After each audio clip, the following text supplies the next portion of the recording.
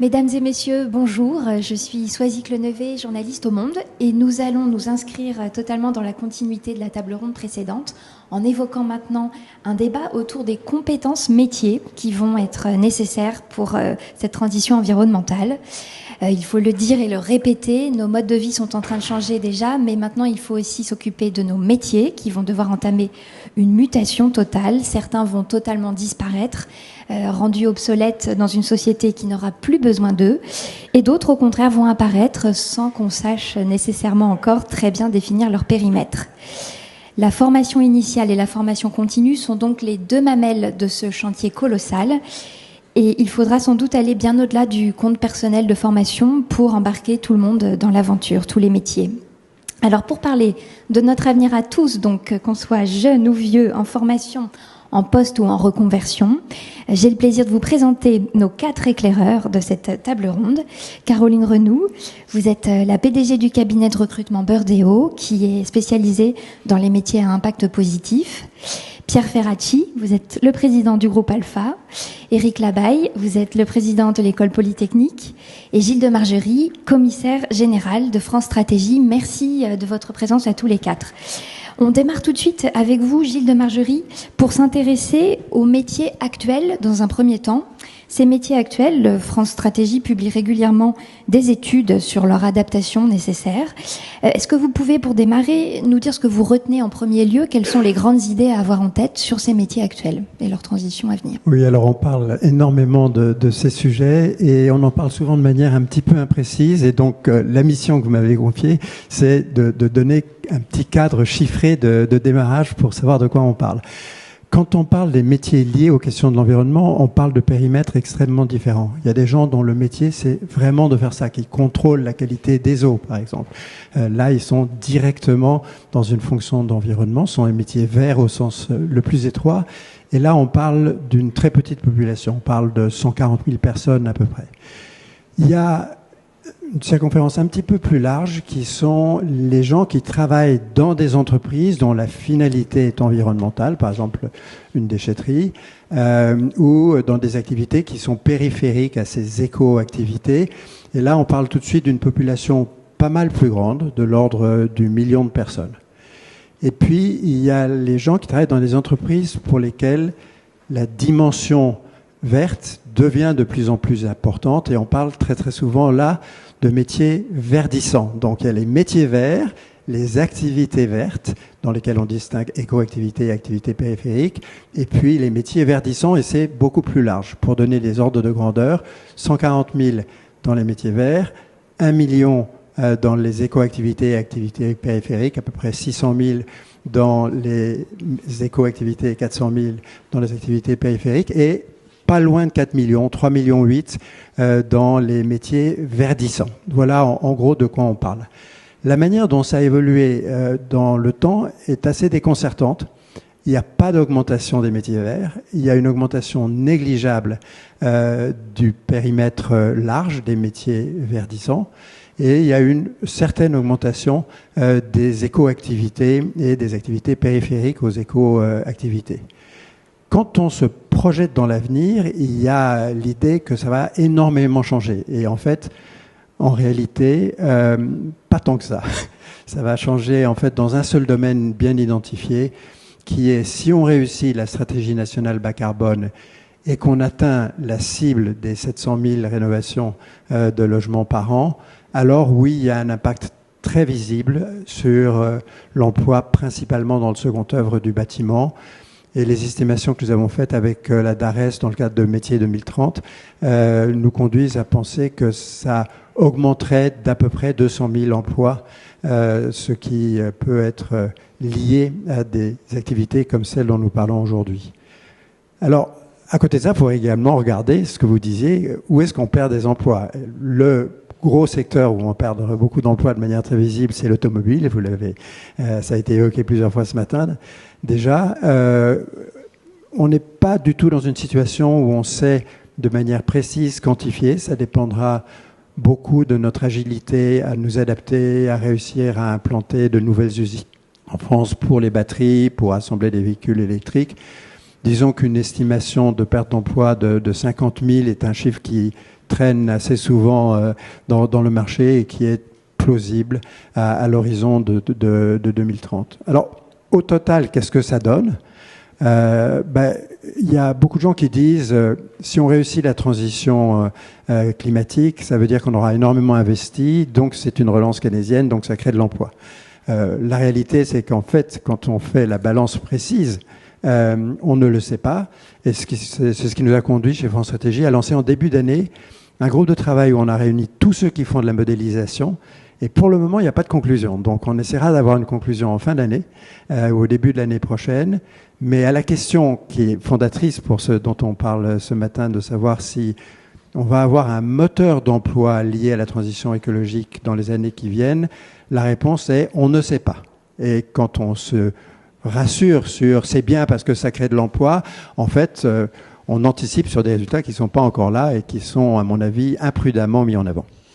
Alors, ça me donne l'occasion de passer la parole à Caroline Renoux sur ces emplois, sur ces métiers. En quoi cette transition environnementale diffère-t-elle de la transition numérique, par exemple, qui est celle qu'on a traversée précédemment ? En quoi, pour vous, elle est totalement différente dans des métiers à impact que vous suivez particulièrement ? Oui, merci.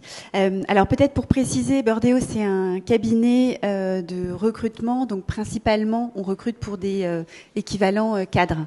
Et c'est vrai que j'entends régulièrement que il se passe la même chose qu'avec le digital il y a 20 ans, que c'est en train de transformer les choses, etc. Moi, j'ai l'impression qu'en fait, ça va beaucoup plus loin parce que c'est vraiment la façon dont on valorise les entreprises, c'est la façon dont on comptabilise les bilans financiers qui est en train de changer. Donc, pour tous ces cadres, pour tous ces dirigeants, c'est vraiment une transformation de ces métiers. Donc, c'est pas tant des nouveaux métiers.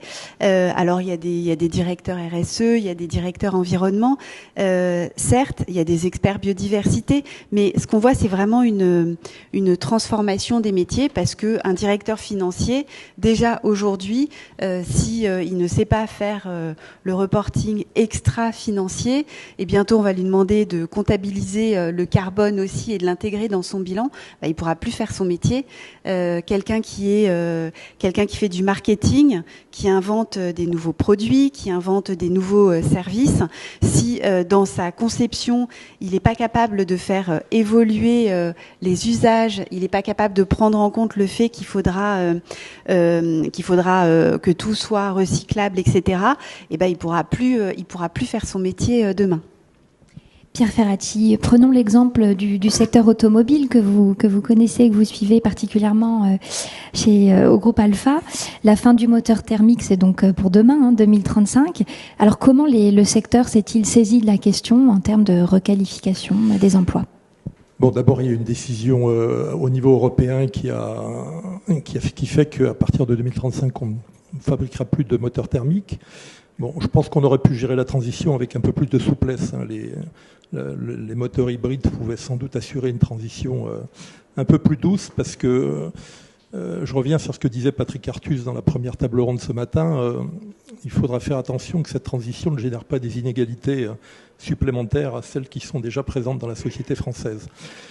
Pour l'automobile, je vais prendre l'exemple de Stellantis et de Renault, puisqu'on connaît bien ces deux groupes, mais aussi de toute la filière fonderie qui est très affectée en ce moment. Je pense qu'on dépassera les 50 000 emplois détruits qu'évoquait Gilles de Margerie, mais en tout cas, ça sera assez significatif. Je prends l'exemple de ce que disait Carlos Tavares, le patron de Stellantis, qui disait, bon, on nous impose une transition rapide. Si on veut que demain les véhicules électriques soient à la disposition des catégories modestes et moyennes, il faut faire un effort de productivité colossal. Il évoquait une productivité de l'ordre de 10% par an pendant quelques années, là où on est plutôt à 2 ou à 2,5% par an. Bon, on imagine le côté destructeur d'emploi, mais aussi les petits problèmes que ça peut poser en termes de conditions de travail.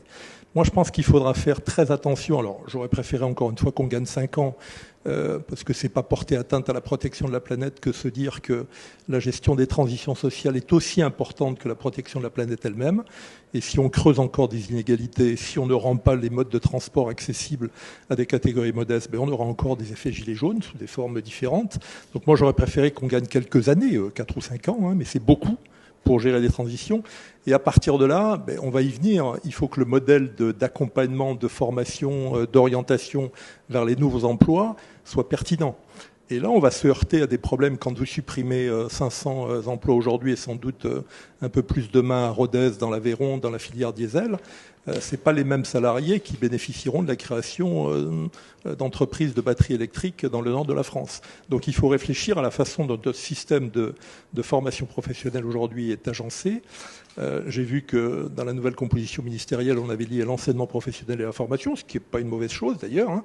Ça permettra de commencer à travailler en amont dans l'éducation sur les évolutions du marché du travail de demain. Mais je ne suis pas sûr que le dispositif aujourd'hui soit tout à fait opérationnel. Xavier Huillard disait tout à l'heure, on n'est pas très bon en France dans la coordination et notamment dans la gouvernance de la transition écologique. Il va falloir faire de gros efforts. On a annoncé la création de France Travail, ce qu'a fait le président de la République. Bon, il faut voir ce que ça sera, France Travail. Aujourd'hui, on a un problème en matière de formation, on le connaît, qui est la dispersion des compétences entre l'État, Pôle emploi, les régions, les départements avec le RSA, parfois les communes aussi qui s'en mêlent un petit peu. Est-ce que France Travail va être une façon d'opérer une recentralisation du système de formation ou au contraire de le déconcentrer ou de le décentraliser? Sait-on jamais davantage? C'est une vraie question qui sera posée dans les mois qui viennent et ça peut conditionner l'efficacité du système d'accompagnement et de formation professionnelle dont on va avoir besoin pour gérer cette transition.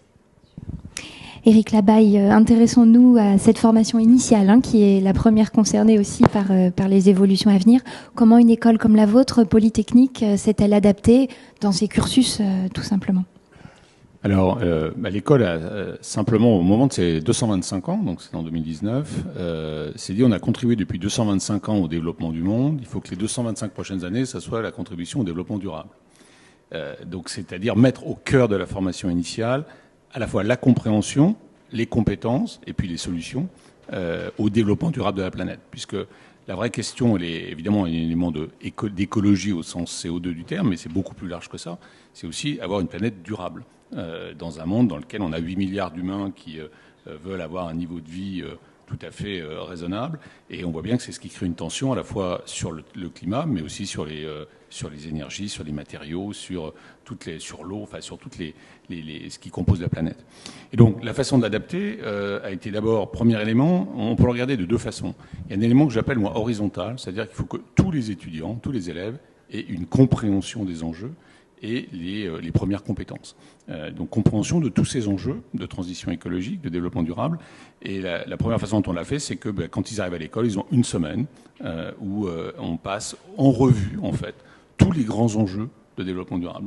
Ce qui veut dire que tous les départements, mécanique, physique, chimie, biologie, économie, présentent leurs perspectives afin que tout le monde comprenne bien de quoi parle-t-on. Puisqu'on se rend compte quand même qu'on parle de beaucoup de choses dans les médias, mais on n'a pas toujours les éléments clés, je dirais, de physique, les éléments qui permettent de bien comprendre. Donc ça, c'est un premier élément. Et ceci va se traduire aussi au travers de toutes les formations de base dans la durée. Tout cours doit avoir un élément de développement durable. Quand on fait de la physique quantique, en quoi la physique quantique peut contribuer justement au développement durable de la planète?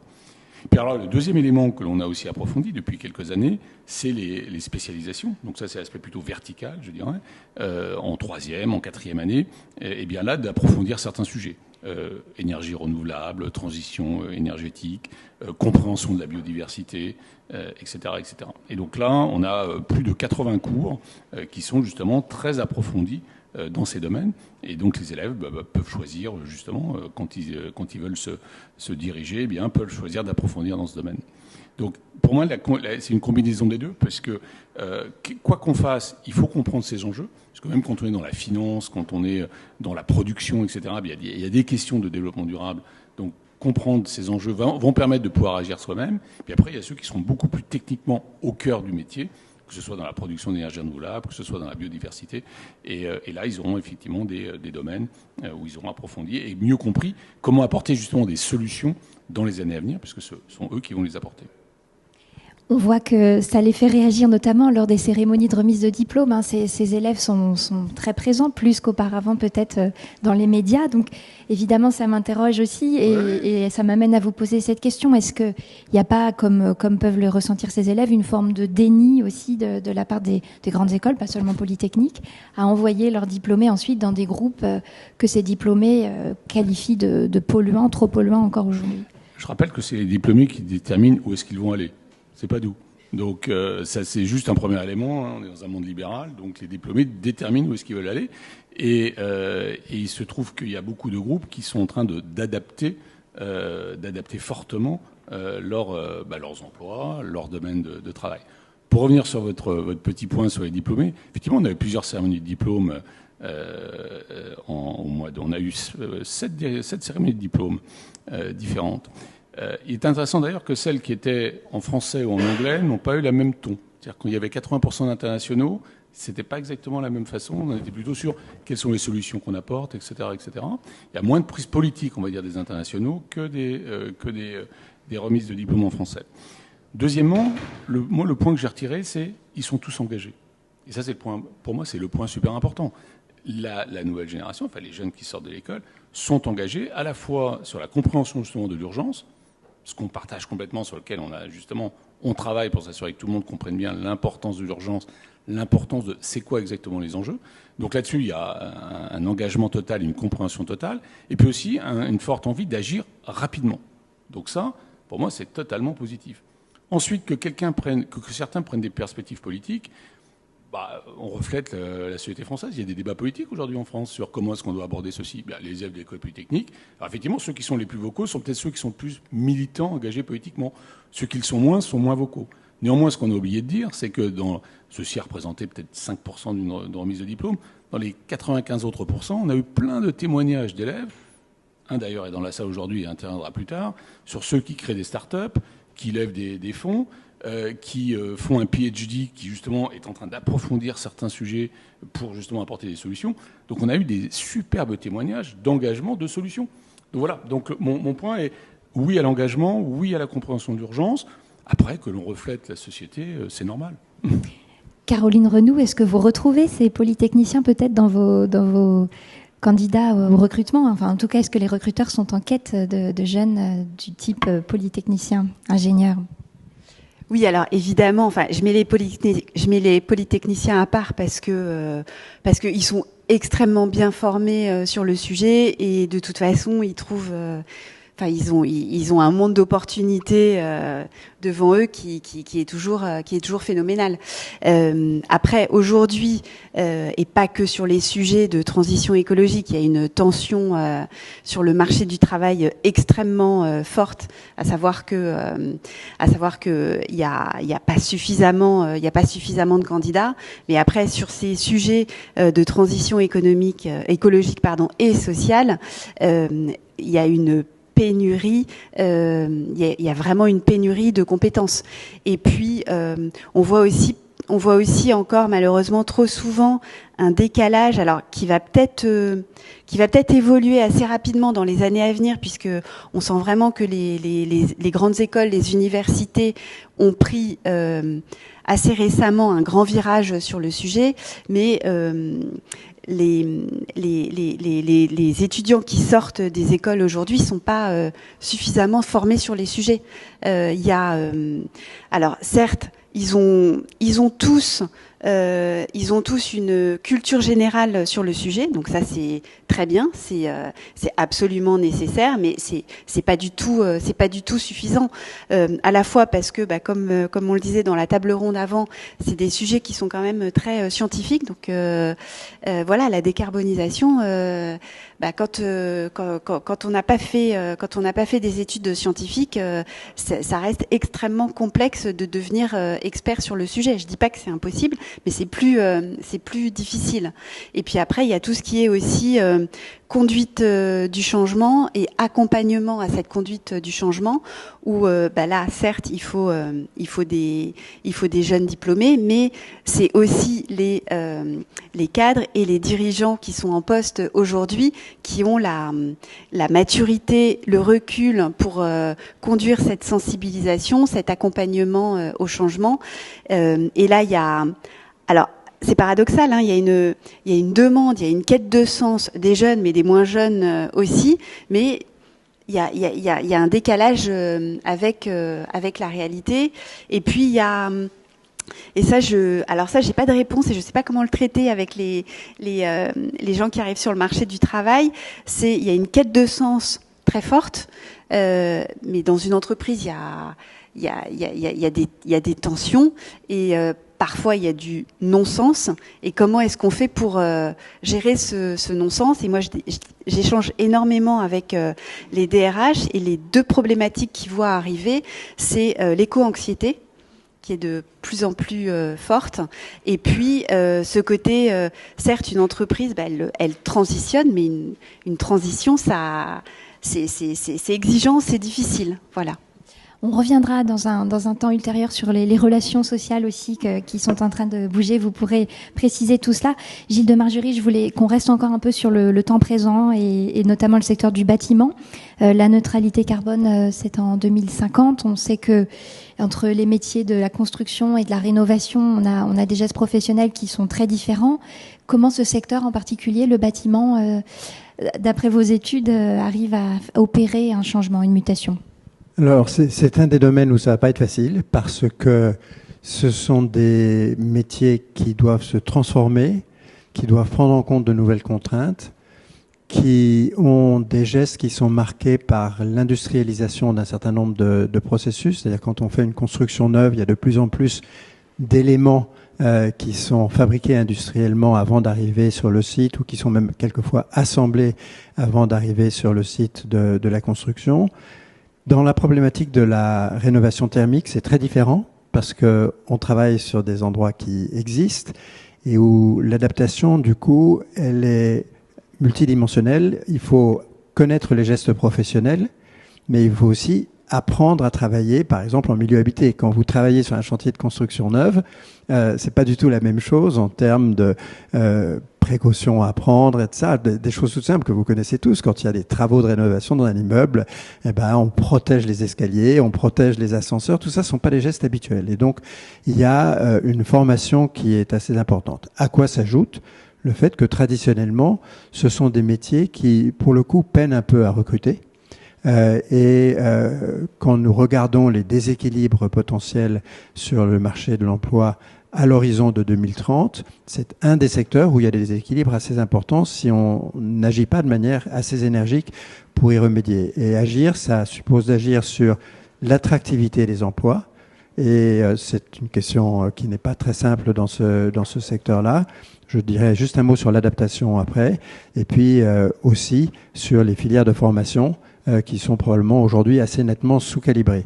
Juste un mot sur l'adaptation, parce que tout à l'heure je parlais d'emploi vert ou verdissant. Il y a un énorme sujet qui est que dans beaucoup de secteurs d'activité, il va falloir s'adapter au réchauffement. Une chose, d'essayer d'empêcher que ça se réchauffe trop à l'horizon 2050, mais autre chose est de s'adapter aujourd'hui. Alors, on serait complètement inconscient si, à l'issue de l'été qu'on vient de vivre, on n'en était pas conscient, mais on voit que ça va changer énormément de choses dans beaucoup de pratiques professionnelles. Bien sûr, dans le secteur du bâtiment, la question de la surexposition à des chaleurs prolongées dans des métiers physiques pénibles est complètement posée. Ça peut conduire à réorganiser assez significativement la manière dont on produit, les horaires auxquels on travaille, la manière même dont on échelonne les chantiers dans l'année.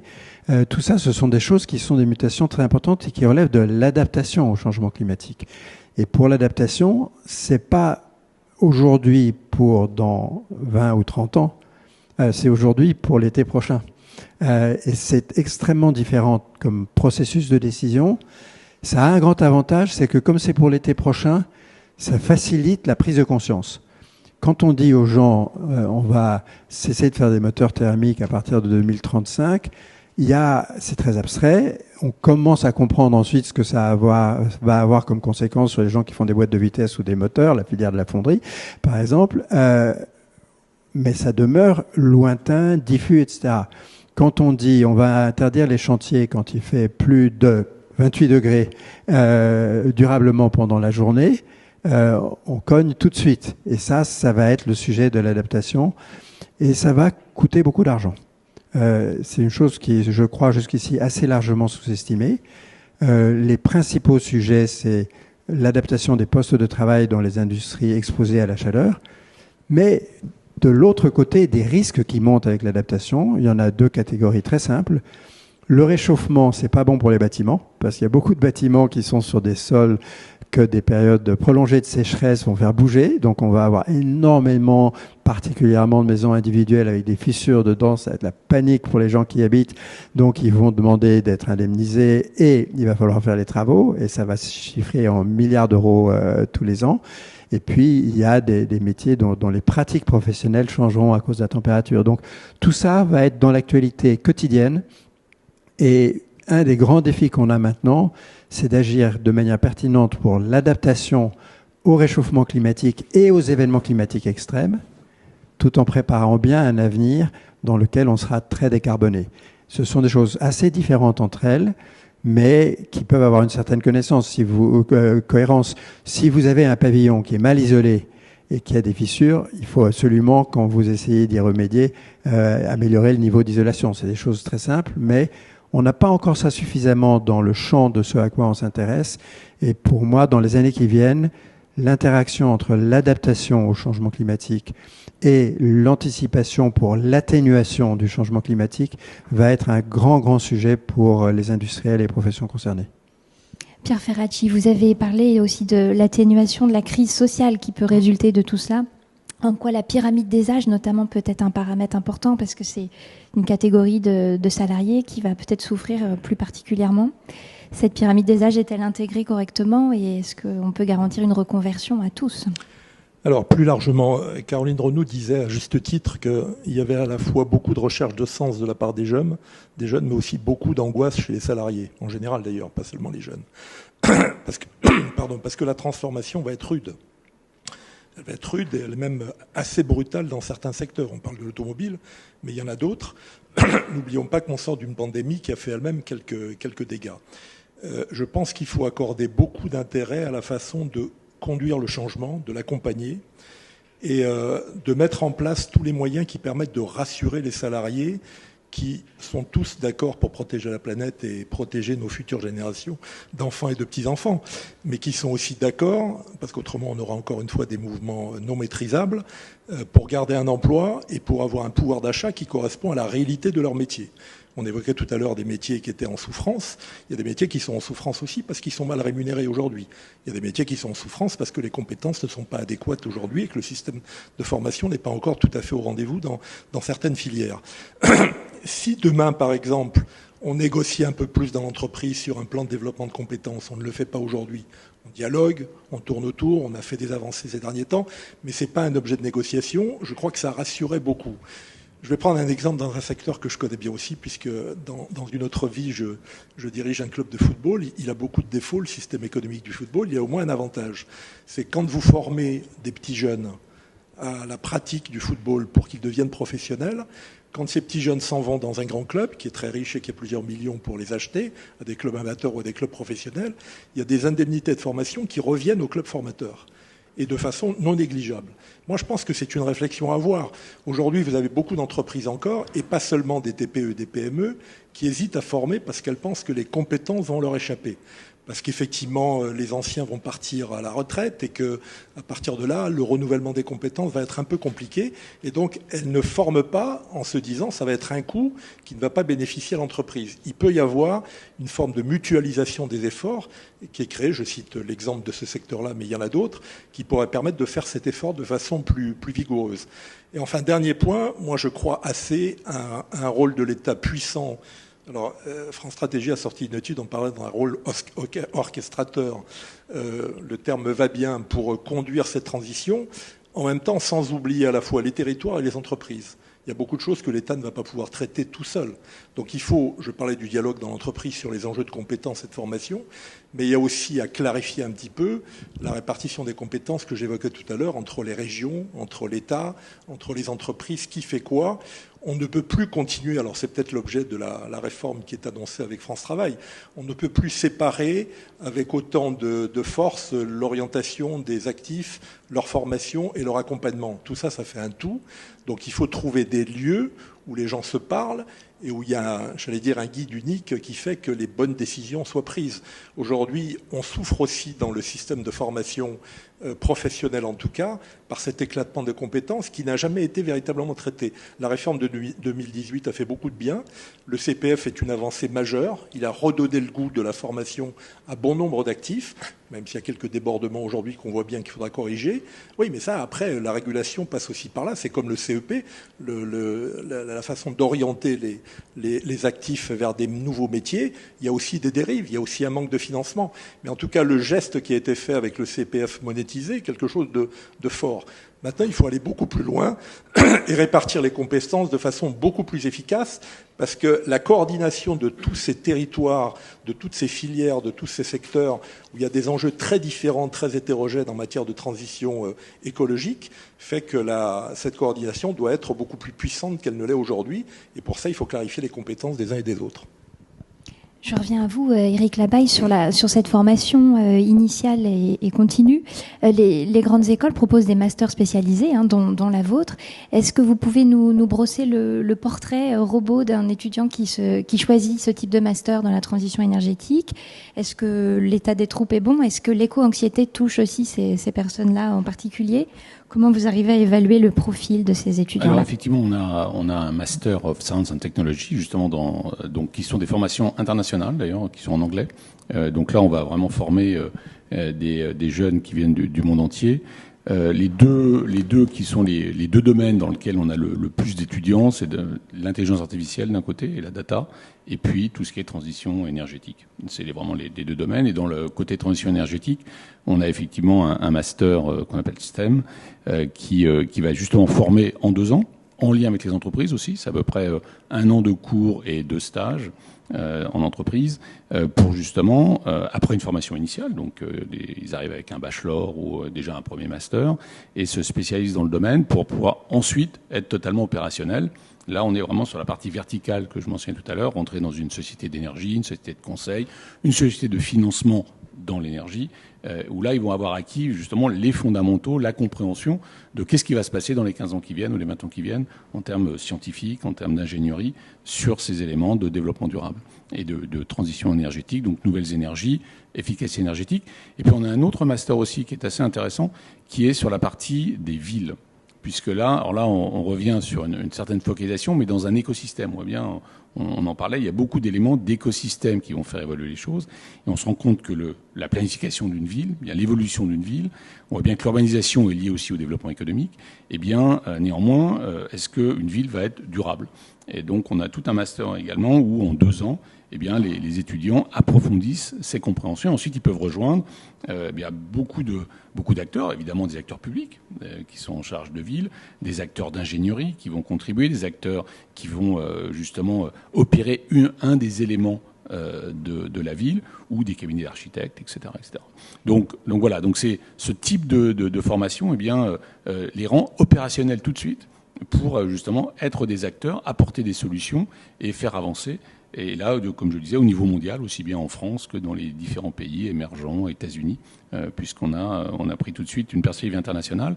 Dernier élément, peut-être, je rajouterais, quand je vous ai dit tout à l'heure qu'on a lancé des choses il y a 3-4 ans, on a aussi un centre de recherche qui s'appelle Energy for Climate, E4C, puisqu'il faut toujours adosser, enfin pour nous, la formation est toujours adossée justement à un centre de recherche, à des professeurs qui sont à la fois enseignants-chercheurs.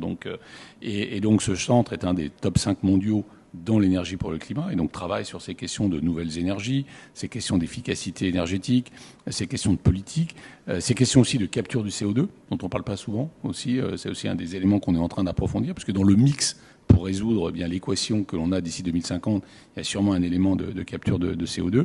Et donc c'est là aussi où on assure qu'on est à la pointe justement des perspectives que ensuite on va justement expérimenter dans les formations, et en tout cas que les élèves vont apprendre dans les formations.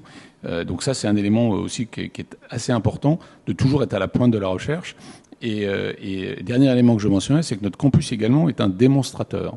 C'est-à-dire qu'une partie de nos chercheurs ont mis sur l'efficacité énergétique, on a plusieurs de nos bâtiments, ceux qui sont en fait des centres de recherche. C'est-à-dire qu'on monitore la consommation, enfin, on comprend les usages de façon à se dire comment est-ce qu'on peut faire moins 10%, moins 20%. Et puis le lac, on a un lac à l'école polytechnique, va être aussi un démonstrateur pour la capture de CO2.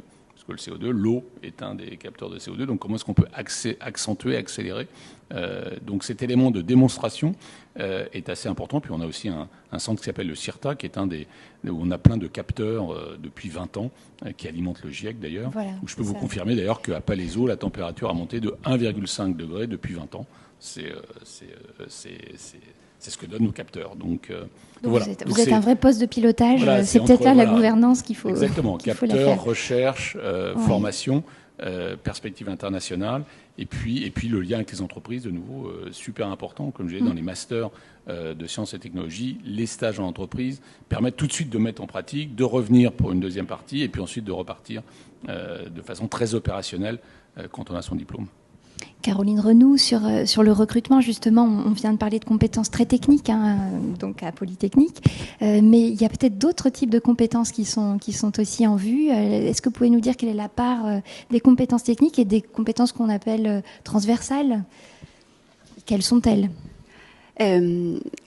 Alors, c'est vrai que les profils idéaux, entre guillemets, ils ont à la fois une composante technique et puis également une compétence managériale et conduite du changement forte. Bon, alors après, une fois qu'on dit ça... voilà, on fait. Mais c'est évident et ça commence à se faire. Mais les parcours dans les business schools, il commence à y avoir beaucoup plus de sujets scientifiques et techniques. Et ça, c'est vraiment une très bonne chose parce que les écoles d'ingénieurs, ça suffit pas en fait.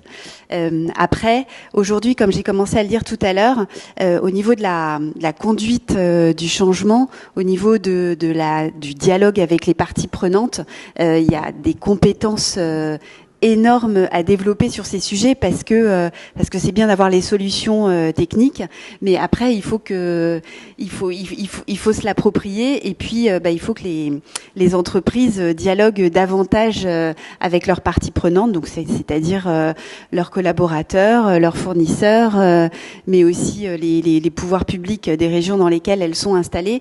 Et ça, c'est des choses qui sont malgré tout assez nouvelles. Et quelque chose que moi je ne voyais pas. Donc j'ai démarré mon cabinet il y a 12 ans et les entreprises de plus en plus nous demandent d'intégrer des gens qui ont travaillé dans des ONG par exemple ou qui viennent de la fonction publique, ce qui se faisait bien sûr, mais ce qui se faisait assez peu. Donc on voit quand même que en termes de transversalité, il y a quelque chose qui s'ouvre. Et puis après, alors vous aviez commencé à l'évoquer sur la pyramide des âges. Il y a quand même quelque chose il y a un truc très paradoxal qui est que c'est très difficile de recruter sur plein de métiers dans plein de secteurs. Et puis en même temps, passer 42 ans, donc c'est pas moi qui le dis, c'est la PEC. Passer 42 ans, ça devient beaucoup plus difficile de trouver du travail, d'être recruté, parce que il y a une discrimination sur l'âge qui est très forte. Et elle est d'autant plus difficile que, en général, on ne se rend pas compte qu'on discrimine sur l'âge. Mais surtout que souvent passé 40 ans, on a aussi une maturité professionnelle qui fait qu'on a énormément de choses encore à apporter en entreprise. Donc c'est vraiment dommage de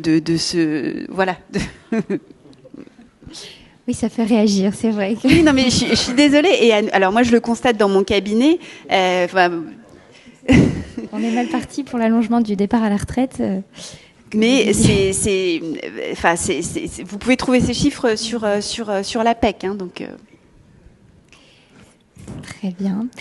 Je reviens sur France Stratégie, Gilles de Margerie. Je crois que vous avez fait une étude sur le scénario bas carbone avec une création d'emplois qui serait de 200 000, c'est ça ? Néanmoins, on ne peut pas cartographier précisément. Vous me disiez que c'est pas si simple de pouvoir faire de la prospective. Non, alors, il y a des domaines où on peut faire de l'assez bonne prospective et celui de l'emploi et des compétences, en fait, en est un. Parce que il y a un sous-jacent qui est démographique, qui est assez simple. On sait vraiment de manière assez précise combien de personnes auront 20 ans dans 10 ans, dans 20 ans. Et la démographie est assez solide. On a des modèles macroéconomiques qui sont assez fiables sur l'évolution relative des différents secteurs, sur les gains possibles de productivité. On modélise, on discute avec les professions pour voir si les hypothèses de gains de productivité sont plausibles, si elles tiennent la route. Et donc on réussit à savoir à peu près combien il y aura besoin d'emplois dans les différents secteurs. On sait passer assez bien des secteurs aux métiers. C'est un tout petit peu plus compliqué, mais enfin on sait à peu près le faire, de passer des secteurs aux métiers. Et on sait un petit peu comment les gens qui ont un métier donné réussissent à changer de secteur si ça les tente ou s'ils en ont besoin à un moment dans leur vie.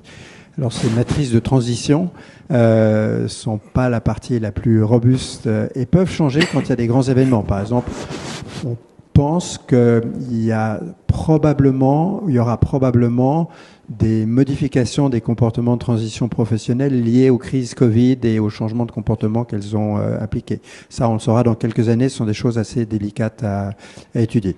Une fois qu'on a dit tout ça, en gros, quand on se projette à 2030, les grandes variables sur lesquelles on n'a pas beaucoup de prise, ce sont les activités très cycliques. Et ça, on a regardé sur les dernières projections qu'on avait fait, les seuls endroits où il y avait des écarts importants, c'était les activités très cycliques dont le déroulement a été un peu différent de celui qui avait été pris en compte dans le scénario de référence. Et puis, les conséquences des décisions publiques. Il y a un facteur qui est un facteur d'imprévisibilité pas négligeable sur l'emploi public et puis aussi sur les conséquences pour l'emploi dans certains secteurs de décisions publiques. Pierre Ferracci disait tout à l'heure, le secteur automobile, il est l'objet de décisions publiques ça, c'est quelque chose où on est obligé de faire les projections à état donné des politiques annoncées. Une fois qu'on a dit ça, on y arrive à peu près. On sait à peu près ce que vont former les dispositifs de formation initiale. On sait à peu près le potentiel de formation tout ce qui est la formation continue, la formation tout au long de la vie. Et donc, on peut faire un exercice qui est, au fond, pour nous, toujours un peu paradoxal. On identifie des déséquilibres potentiels à horizon de 2030. Et notre objectif, c'est qu'ils ne se matérialisent pas. Parce que tout déséquilibre potentiel entre un besoin de recrutement et ce que le marché du travail peut apporter risque de conduire à une trajectoire de croissance moins favorable, risque de peser sur la croissance. Et donc notre objectif, c'est d'identifier les zones de risque, mais que ces risques ne se matérialisent pas.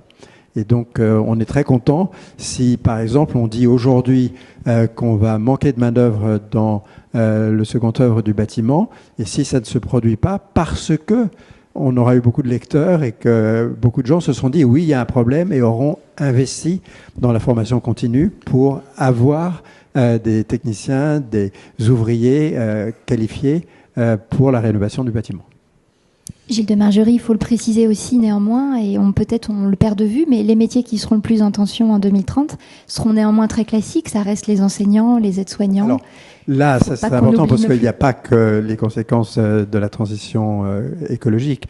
Il y a le fait le plus massif quand on regarde les projections d'emploi à 10 ans, c'est le vieillissement de la population et la montée des métiers dits du soin. Et ça, on parle de masse beaucoup plus importante en termes de centaines de milliers d'emplois que de la rénovation du bâtiment. Donc, il y a d'autres déformations qu'on sait plus ou moins prévoir. Il y a une partie sur laquelle on n'est pas très très bon, c'est l'espérance de vie autonome. Et ça, ce sont des choses sur lesquelles il y a des débats. Mais en dehors de ça, on sait combien de personnes auront quel âge dans 10 ans. On peut faire une hypothèse raisonnable sur les besoins d'accompagnement qu'elles auront, Ce sont des domaines dans lesquels, pour dire les choses dans des termes qui sont indécents compte tenu du sujet, mais pertinents, il n'y a pas de gain de productivité. Je veux dire, c'est pas vrai que des robots vont remplacer des hommes de manière tangible dans les EHPAD. Et si on va dans une direction, ça sera plutôt d'avoir plus de monde pour accompagner mieux. Et donc, on n'est pas dans des trajectoires où l'équation, c'est trouvons des gains de productivité. L'équation, c'est on a des besoins qu'il va falloir solvabiliser et pour lesquels il va falloir trouver les compétences. À moyen terme, je suis beaucoup plus inquiet sur notre capacité à recruter dans les métiers du soin que sur notre capacité à recruter dans le second œuvre du bâtiment. Pierre Ferrati, je crois que vous vouliez compléter. Si j'arrive à passer mon... Non, c'est un chaud-froid, là, je viens du Sud. Là. Non, je plaisante. Non, ce que dit Gilles m'incite à penser que déjà dans le domaine de l'éducation nationale, il faut renforcer la culture générale, dans laquelle je mets les maths, je précise, et ne pas spécialiser trop vite. Parce qu'on voit très bien qu'il y a beaucoup d'incertitudes sur les métiers, les compétences qui vont surgir dans les années, dans les décennies à venir pour nos plus jeunes. La deuxième chose, c'est qu'il faut par contre, le système de formation professionnelle continue s'adapte davantage à des besoins qui peuvent surgir et à l'accompagnement de ceux qui sont sortis de l'éducation nationale. Moi, j'ai envie de dire par ailleurs que j'avais envie d'épouser l'optimisme de Xavier Huillard tout à l'heure qui dit on va y arriver. Je crois qu'il a raison, on va y arriver, y compris peut-être à traiter un jour le problème des déchets nucléaires. Comme ça fera tomber un peu plus encore les barrières du côté de cette énergie. Et en même temps, je voudrais partager aussi le réalisme d'Augustin de Romanet qui disait tout ça va coûter très cher. Et si on veut rassurer, il faut à la fois identifier les coûts qui vont être massifs et bien les répartir. Et quand je parle de coûts, je parle pas simplement du coût financier, mais du coût social aussi qu'il faut accompagner, qu'il faut traiter. Bon, et je crois que cette transition ne réussira. Augustin disait tout à l'heure, il faut savoir si c'est le contribuable ou le consommateur qui paiera. Moi, j'ai élargi un peu le débat. Si on passe dans les entreprises, il faut savoir si c'est le salarié ou l'actionnaire qui paiera. Je pense que cette transformation écologique ne réussira que s'il y a un meilleur équilibre dans la répartition des tâches, dans la répartition des coûts et des charges, dans la répartition des richesses. Et je crois que c'est le bon moment de traiter les questions de partage de la valeur en même temps qu'on gère cette question de transition écologique. Il y a trop de coûts, il y a trop de charges, il y a trop d'incertitudes pour qu'on ne passe pas par cette étape-là pour rassurer aussi ceux qui vont être confrontés aux plus grandes difficultés. Et je pense aux catégories les plus modestes, à ceux qui sont moins bien formés au départ, qu'il faut accompagner tout au long de la vie. Donc moi, je lirais assez cet enjeu de transition écologique avec une réflexion profonde qui est en cours dans la société aujourd'hui sur la répartition de la valeur. En ce moment, on ne sait pas, d'ailleurs, en plus, les consommateurs, les salariés prennent sur la tête une inflation galopante sans trop savoir ce qui relève de la guerre en Ukraine ou des enjeux de la transition écologique qui sont en cours déjà depuis quelque temps. Mais en tout cas, ça les inquiète, ça les angoisse, ça les rend un petit peu nerveux. Donc il faut traiter ces questions-là avec force et je suis persuadé que c'est aussi une des bonnes façons de réussir la transition écologique. Est-ce qu'en termes de gouvernance, une fusion entre le ministère de la Transition écologique et du Travail, le ministère du Travail, pourrait être opportune ? Alors moi, je ne vais pas me lancer là-dedans. On rapproche déjà l'enseignement professionnel de la formation professionnelle, oui, ce qui me paraît une très très bonne chose. En quoi ça peut être une bonne chose ? Peut-être pouvez-vous nous dire... Un Premier ministre qui coordonne bien, c'est aussi utile que fusionner les ministères. C'est déjà bien. Parfois le grand orchestrateur, je ne sais pas comment Gilles le voit, mais c'est sous le Premier ministre. Je crois. Alors je voudrais dire un mot sur ça parce qu'on est au cœur du sujet. Au fond, une des principale difficulté des années qu'on a devant nous, c'est que domaine par domaine, on voit à peu près ce qu'il faut faire, mais qu'on ne sait pas bien comment faire tout en même temps. Or, la possibilité de décaler un sujet, etc., n'existe pas. Si on veut réussir, il faut tout faire en même temps, tout de suite. Et ça, c'est le principal défi. La création qui a été annoncée en mai, mise en œuvre en juillet d'un secrétariat général à la planification écologique, elle répond exactement à cette analyse et c'est exactement dans cette direction-là que nous avions plaidé également en parallèle chez France Stratégie avec le rapport qui s'appelle « Soutenabilité, orchestrer et planifier l'action publique ». L'idée, c'est que quand on essaie de comprendre ce qui s'est passé avec les Gilets jaunes, c'était une bonne politique d'augmenter graduellement la taxe carbone. C'était une politique dont les effets sociaux avaient été en partie identifiés, contrairement à ce qu'on dit, mais ils avaient été sous-estimés parce qu'on n'avait pas vu la concentration des difficultés sur certaines situations particulières, et en particulier sur des ménages pas parmi les plus pauvres, mais à revenus moyens ou modestes, en périphérie urbaine, ayant à payer les traites sur la maison et ayant à payer les loyers de 2 voitures. parce qu'il n'y a pas de transport en commun convenablement développé. Et donc, entre les allers-retours, maison, domicile, travail, et tous les trajets qu'on fait pour l'accès aux services publics de proximité, d'abord pour l'école, ils se retrouvaient étranglés par la hausse des tarifs de l'essence. D'où la violence des réactions de la part de gens qui se sont retrouvés au tribunal. Ils n'avaient jamais de leur vie été pris dans une manif, ils n'avaient jamais de leur vie commis le moindre délit d'aucune sorte, et ils étaient confrontés à quelque chose de tout à fait nouveau. Donc on n'avait pas bien anticipé ça. Le rôle qui est confié à Antoine Pellion, qui dirige cette structure et qui est aussi le chef du pôle environnement, industrie, etc., auprès de la Première ministre, c'est d'assurer la cohérence et l'approfondissement des analyses dans tous les domaines pour que les législations qui seront amenées ensuite au Parlement, qui a le mot ultime sur tout ça, aient pu bénéficier d'un travail réel d'approfondissement des conséquences de l'objet principal sur tout ce qui est connexe. C'est très difficile à faire, évidemment, mais si on s'organise bien, qu'on mobilise toutes les ressources d'études qui existent et qu'il y a une volonté politique forte de tenir ça dans la durée, ça peut aider énormément. Alors, beaucoup de gens disent que c'est le retour de la planification et pensent qu'on se retrouve dans l'économie soviétique ou dans l'économie des années 50. C'est pas du tout le cas. On parle de planifier l'action publique. On ne parle pas de planifier ce que vont faire les entreprises à leur place. On parle en revanche de leur envoyer des signaux qui les aideront à agir d'une manière qui soit cohérente avec les objectifs globaux qu'on se fixe. Ça peut être le prix du carbone, ça peut être la taxation, ça peut être d'autres choses, ça peut être des subventions dans certains cas. Et donc, il y a un devoir de cohérence qui s'impose à nous parce que la transition climatique, c'est tout de suite. L'adaptation, c'est encore plus tout de suite. Et si on veut réussir, il faut que ce soit acceptable. Et pour que ce soit acceptable, il faut prendre en compte toutes les dimensions. Le SGPE, le Secrétariat général de la planification écologique, a ça au cœur de sa mission. Regardez le décret. Pour une fois, c'est un texte limpide, ça fait moins d'une page, c'est parfaitement clair, et c'est exactement ce que je viens de vous dire. Je vais prendre une question que nous avons reçue et qui démontre bien combien la réforme du lycée est au cœur des préoccupations qui sont celles de vous, professeur.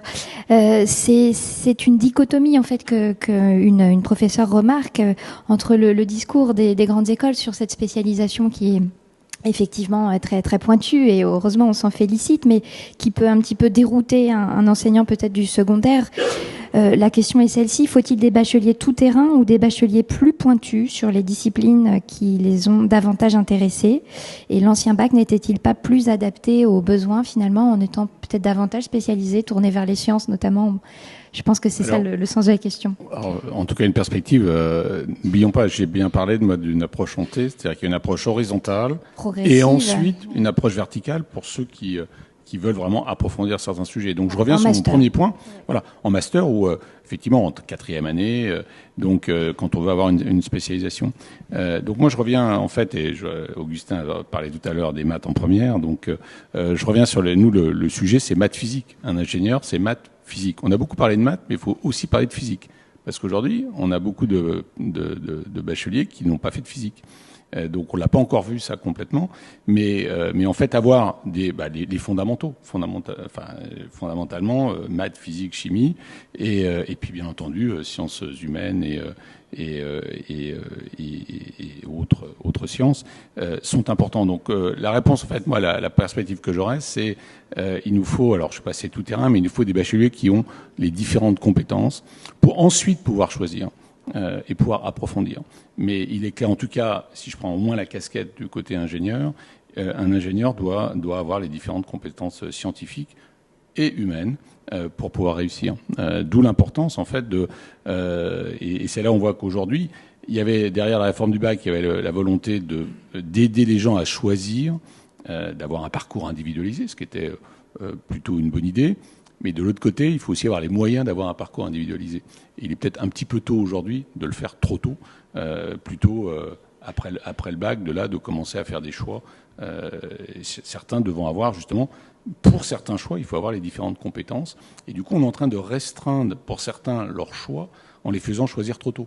Parce qu'ensuite, ils n'ont pas l'opportunité soit de venir dans une grande école ou d'aller à l'université et faire certaines des licences qui ensuite leur permettent de rebifurquer sur d'autres masters. Donc aujourd'hui, la perspective que j'aurais, c'est essayons que les élèves qui arrivent au bac, en tout cas, aient effectivement les différentes compétences scientifiques pour pouvoir ensuite pouvoir adresser toutes les questions qu'on a débattues aujourd'hui.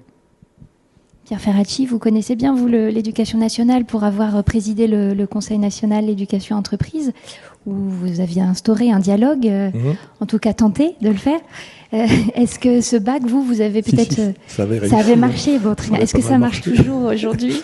Le débat entre l'éducation et l'entreprise a quand même prospéré depuis quelques années et il y a quelques barrières qui sont tombées des deux côtés. J'ai toujours précisé des deux côtés. Il y avait du conservatisme du côté des entreprises autant que du côté de l'éducation. Enfin, moi, je partage tout à fait l'avis d'Éric. Les pays du Nord qui sont les plus efficaces en matière d'éducation spécialisent plus tard que nous. Mais à condition effectivement d'avoir des fondamentaux solides, c'est la meilleure façon de plonger à un moment de ses études ou à un moment de sa vie professionnelle, beaucoup plus tard, dans des spécialisations pointues, que d'avoir un bagage solide. Et je suis assez d'accord, j'ai dit les maths, la physique, la chimie pour faire plaisir à Eric, mais aussi les sciences humaines à côté. Il faut avoir ce bagage-là pour se mouvoir dans ce monde qui va être extrêmement compliqué pour les jeunes de demain. Et ils recherchent beaucoup de sens dans leur travail, mais ils savent aussi que ça va être très compliqué. Alors moi j'ai écouté Gilles tout à l'heure, c'est vrai que arrêtons de se gargariser de chiffres et je suis assez d'accord avec la prudence dont il fait preuve. Ça ne va pas créer autant d'emplois que ça, mais c'est nécessaire. Donc posons-nous la bonne question.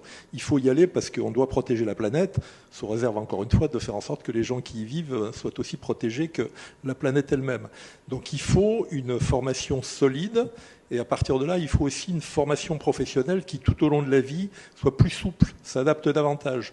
Et là, peut-être que la place des territoires, la place des bassins d'emploi, donc la place des collectivités territoriales a aussi du sens.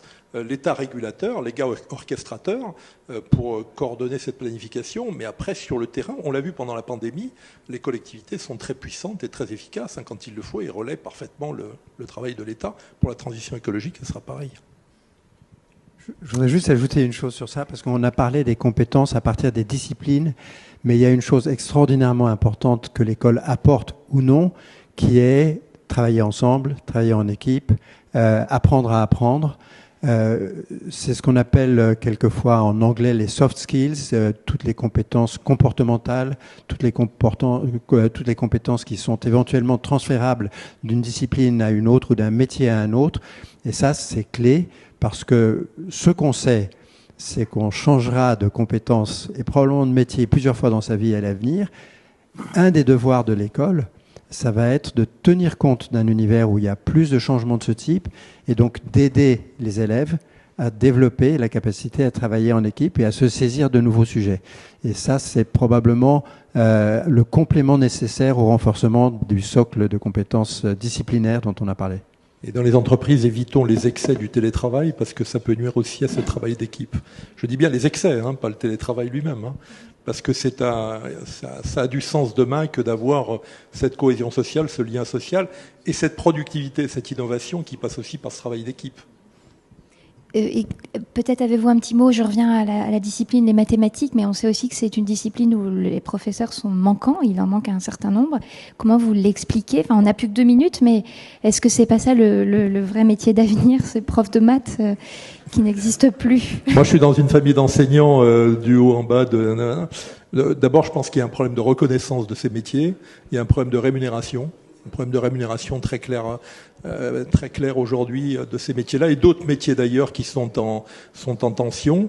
Mais il y a peut-être aussi un problème de sens là aussi à redonner pour les enseignants parce qu'ils ont été bien malmenés, pas toujours d'ailleurs par des politiques, aussi par des comportements sociétaux un peu embêtants, c'est le moins qu'on puisse dire, le terme est faible. Donc il faut redonner du sens au métier d'enseignant, il faut mieux le rémunérer, et puis il faut trouver les moyens de le reconnaître, peut-être autrement qu'avant. Avant c'était plus facile, l'instituteur d'abord, le professeur ensuite était bien reconnu, il était au centre du village. Aujourd'hui c'est un peu plus compliqué, mais je crois qu'il y a des moyens de redonner de la vigueur à ce beau métier d'enseignant. Financier, certainement. Vous parlez du salaire. C'est pas seulement. Bon, je pense qu'on va s'en tenir à un petit mot peut-être sur les profs de maths, Éric Labaille. Juste pour soutenir ce que dit Pierre. Je pense que le point est autour de reconnaissance sur tous les axes du terme et justement bien remettre que les mathématiques sont on peut le dire pour les mathématiques. Je pense que c'est même plus large que ça. Hein, le commentaire qu'on fait aujourd'hui, c'est quand on regarde les systèmes d'éducation justement qui travaillent sur les fondamentaux, il y a une reconnaissance des professeurs qui est beaucoup plus importante que dans le système français. Donc c'est là où on peut s'inspirer de plein les pays du Nord, quelques pays asiatiques. On voit toujours qu'il y a à la fois cet élément-là est au cœur. Et le deuxième élément, c'est aussi de remettre les mathématiques et des fondamentaux au cœur de la formation avec une performance associée. On connaît tous les résultats de PISA, etc. Et se dire non, on veut progresser. Et bien entendu, les professeurs sont cœur si on veut progresser sur nos résultats. Donc bien redonner l'ambition pour le pays et du coup la reconnaissance aux acteurs qui vont permettre de réussir cette performance. Très bien, ça sera le mot de la fin et le chantier de Papendiaï donc que vous léguez, Éric Labaille. Merci beaucoup pour votre attention et merci pour cette participation à tous les quatre.